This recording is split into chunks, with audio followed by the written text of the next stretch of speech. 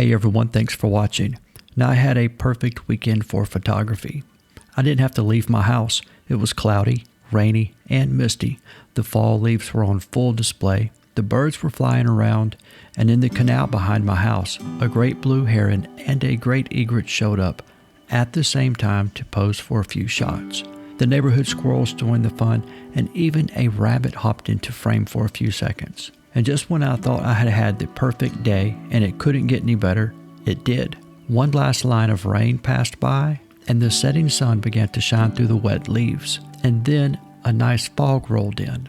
So I had setting sun to the west, dissipating clouds to the east, a heavy fog rolling in, wet fall leaves. Wow, it was perfect. Anyway, please don't forget to smash that like button for me, and I hope you enjoy the video.